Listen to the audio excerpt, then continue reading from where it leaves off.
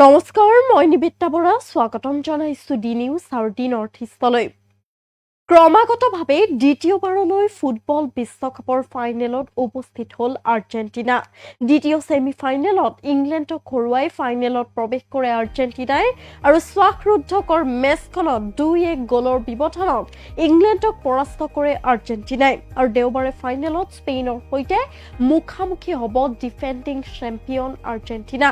হয়, পুনৰ জনাইছো, এবাৰ ক্ৰমাগতভাৱে দ্বিতীয়বাৰলৈ ফুটবল বিশ্বকাপৰ ফাইনেলত আৰ্জেণ্টিনা, দ্বিতীয় ছেমিফাইনেলত ইংলেণ্ডক হৰুৱাই ফাইনেলত প্ৰৱেশ আৰ্জেণ্টিনাৰ। শ্বাসৰুদ্ধকৰ মেচখনত 2-1 গ'লৰ ব্যৱধানত ইংলেণ্ডক পৰাস্ত কৰে আৰ্জেণ্টিনাই আৰু দেওবাৰে ফাইনেলত স্পেইনৰ সৈতে মুখামুখি হ'ব ডিফেণ্ডিং চেম্পিয়ন আৰ্জেণ্টিনা। হয়, ফিফা বিশ্বকাপ বুধবাৰৰ দিনটোত আটলান্টা ষ্টেডিয়ামত অনুষ্ঠিত হোৱা দ্বিতীয়খন ছেমিফাইনেলত জয়লাভ কৰিলে আৰ্জেণ্টিনাই আৰু ইয়াৰ পিছতেই ফিফা বিশ্বকাপ 2026ৰ ফাইনেলত স্থান নিশ্চিত কৰে দেশখনে আৰু ইয়াৰ পিছতেই আৰ্জেণ্টিনাই দেওবাৰে ফাইনেলত স্পেইনৰ বিৰুদ্ধে অৱতীৰ্ণ হয়। বুধবাৰে দ্বিতীয়খন ছেমিফাইনেলত ইংলেণ্ড আৰু আৰ্জেণ্টিনাৰ মাজত এখন ৰোমাঞ্চকৰ মেচ হয়। দুয়োটা দলেই ইটোৱে সিটোক কঠিন প্ৰতিযোগিতা দিছিল যদিও অন্তিম মুহূৰ্তত আৰ্জেণ্টিনাই প্ৰত্যাৱৰ্তন কৰি বিশ্বকাপৰ ফাইনেলত নিজৰ স্থান নিশ্চিত কৰে আৰু প্ৰথমাৰ্ধত দুয়ো দলৰ মাজত ভয়ংকৰ প্ৰতিদ্বন্দ্বিতা হৈছিল। খেলখনৰ 55 মিনিটত ইংলেণ্ডৰ হৈ এণ্টনি গৰ্ডনে প্ৰথমটো গ'ল দিয়ে আৰু ইয়াৰ পিছতেই 85 মিনিটত এনজো ফাৰ্নাণ্ডেজে গ'ল দিয়ে আৰ্জেণ্টিনাক পুনৰ খেলখনলৈ উভতাই আনে আৰু 90 মিনিট শেষ হোৱাৰ পাছত অতিৰিক্ত সময়ত লাউটাৰো মাৰ্টিনেজে গ'ল দি ইংলেণ্ডৰ বিৰুদ্ধে অগ্ৰগতি লাভ কৰে আৰু ফাইনেলত প্ৰৱেশ কৰে। হয়, পুনৰ জনাইছো, দ্বিতীয়বাৰৰ বাবে এইবাৰ ফাইনেলত আৰ্জেণ্টিনা বুধবাৰৰ দিনটোত আটলান্টা ষ্টেডিয়ামত অনুষ্ঠিত দ্বিতীয়খন ছেমিফাইনেলত জয়লাভ কৰিলে আৰ্জেণ্টিনাই আৰু ইয়াৰ পিছতে এতিয়া ফিফা বিশ্বকাপৰ 2026ৰ ফাইনেলত নিজৰ স্থান নিশ্চিত কৰিছে দেশখনে আৰু ইয়াৰ পিছতে দেওবাৰে অনুষ্ঠিত হ'বলগীয়া যি ফাইনেল, সেই ফাইনেলত স্পেইনৰ বিৰুদ্ধে অৱতীৰ্ণ হ'ব আৰ্জেণ্টিনা আৰু বুধবাৰে দ্বিতীয়খন ছেমিফাইনেলত ইংলেণ্ড আৰু আৰ্জেণ্টিনাৰ মাজত এক ৰোমাঞ্চকৰ মেচ হৈছিল। দুয়োটা দলেই ইটোৱে সিটোক কঠিন প্ৰতিদ্বন্দ্বিতা দিছিল যদিও অন্তিম মুহূৰ্তত আৰ্জেণ্টিনাই প্ৰত্যাৱৰ্তন কৰি বিশ্বকাপৰ ফাইনেলত স্থান নিশ্চিত কৰে।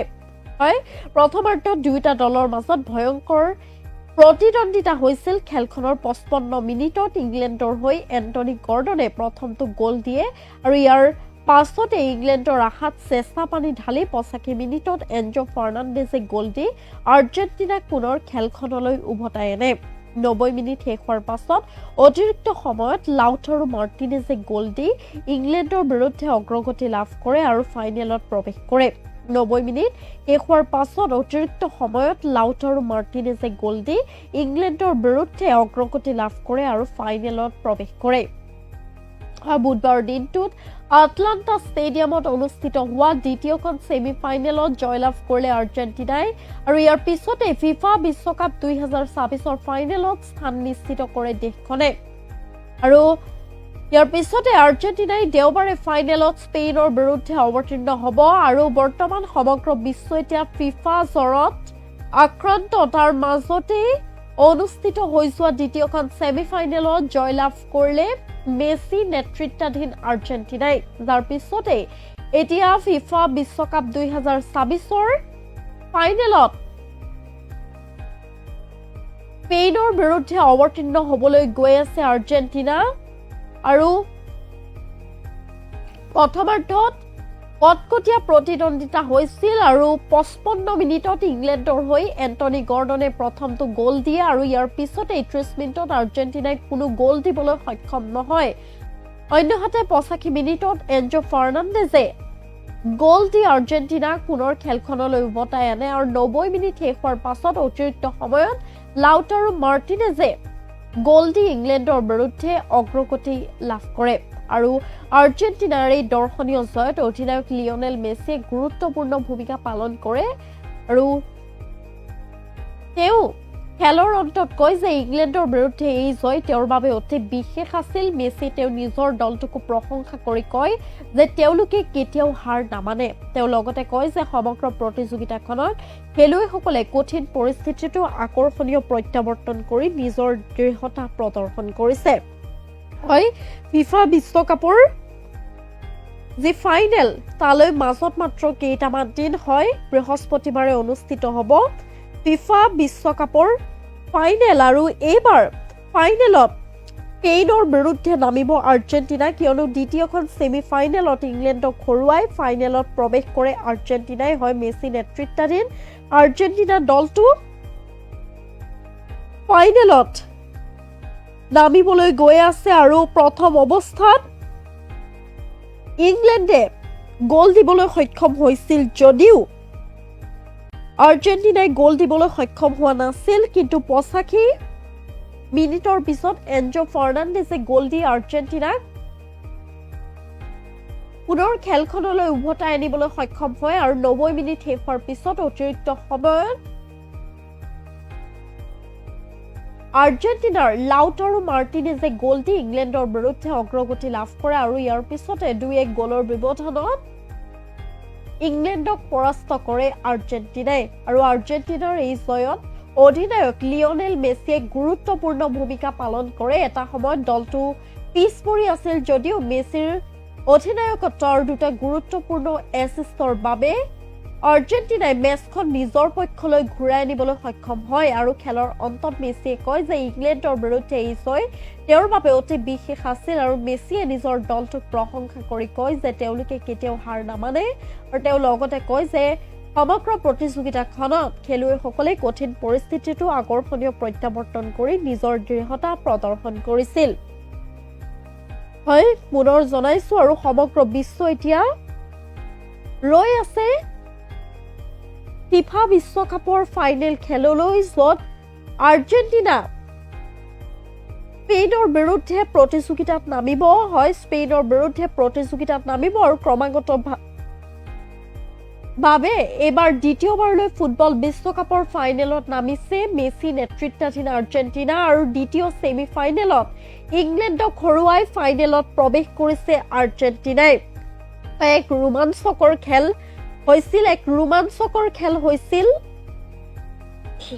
প্ৰথমাৰ্ধত কটকটীয়া প্ৰতিদ্বন্দ্বিতা আছিল, কিন্তু দুয়োটা দলেই গ'ল দিব পৰা নাছিল আৰু খেলখনৰ ৫৫ মিনিটত ইংলেণ্ডৰ হৈ এণ্টনি গৰ্ডনে প্ৰথমটো গ'ল দিছিল।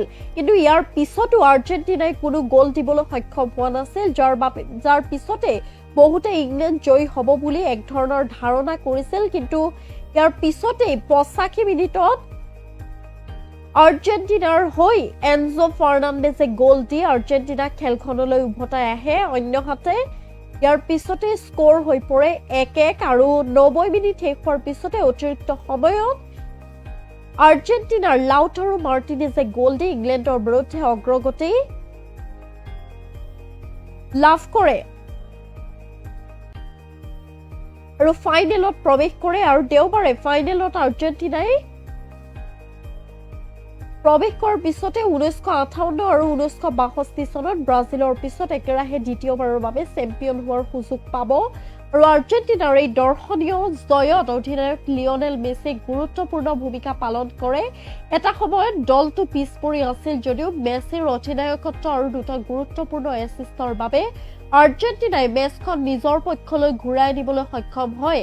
আৰু খেলৰ অন্তত মেছিয়ে কয় যে ইংলেণ্ডৰ বিৰুদ্ধে এই জয় তেওঁৰ বাবে অতি বিশেষ আছিল আৰু মেছিয়ে তেওঁ নিজৰ দলটোক প্ৰশংসা কৰি কয় যে তেওঁলোকে কেতিয়াও হাৰ নামানে। তেওঁ লগতে কয় যে সমগ্ৰ প্ৰতিযোগিতাখনত খেলুৱৈসকলে কঠিন পৰিস্থিতিটো আকৰ্ষণীয় প্ৰত্যাৱৰ্তন কৰি নিজৰ দৃঢ়তা প্ৰদৰ্শন কৰি আহিছে।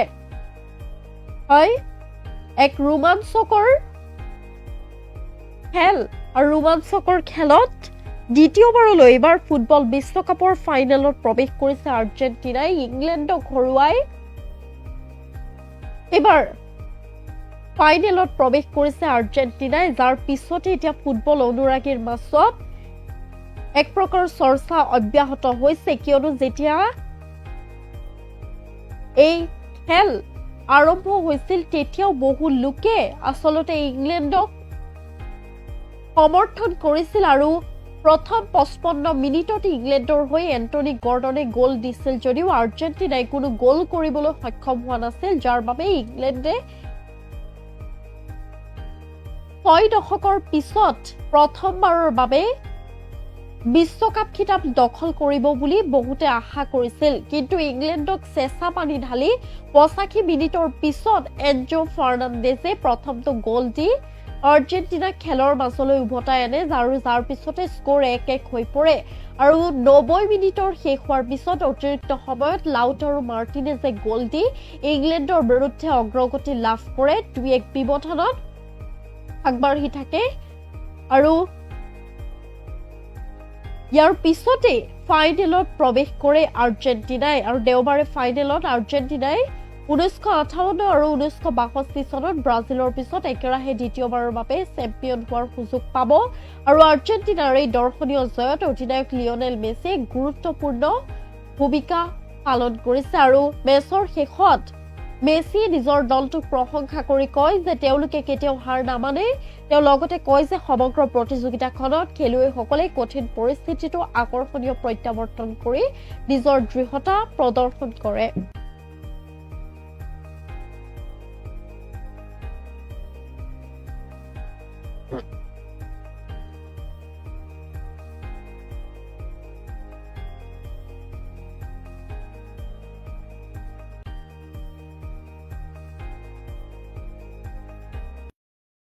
পুনৰ আহিম বাতৰিৰ মাজলৈ আৰু এতিয়া বাতৰিৰ পৰা মই নিবেদিতাই বিদায় লৈছো। চাই থাকিব ডি নিউজ আৰু ডি নৰ্থ ইষ্ট। ধন্যবাদ।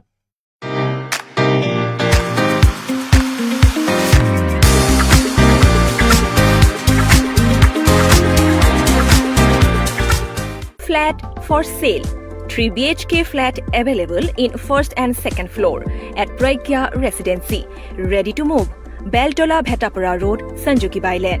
For enquiry, please contact 8822 431840 700 2464789.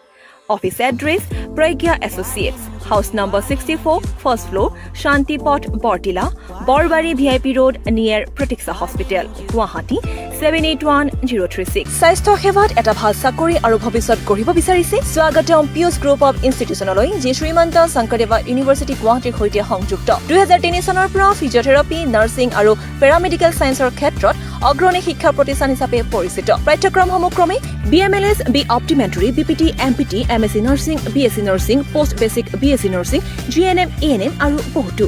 যোগ্যতা বিজ্ঞান বা কলা শাখাত উচ্চ মাধ্যমিক পৰীক্ষাত উত্তীৰ্ণ হোৱাটো বাঞ্ছনীয়। ভিজিট কৰক www.cpmsc.com অথবা যোগাযোগ কৰক 8811099994 8011311224। Build a bright career in healthcare. Are you looking for a strong career in healthcare sector? Welcome to Pius Groups of Institutions affiliated with Srimanta Sankardeva University of Health Sciences, Guwahati. Since 2003, we have been a trusted name in physiotherapy, nursing and paramedical education. We offer courses like BMLS, B Optometry, BPT, MPT, BSc Nursing, MSc Nursing, GNM and ANM. Eligibility: higher secondary pass in science or arts stream. Visit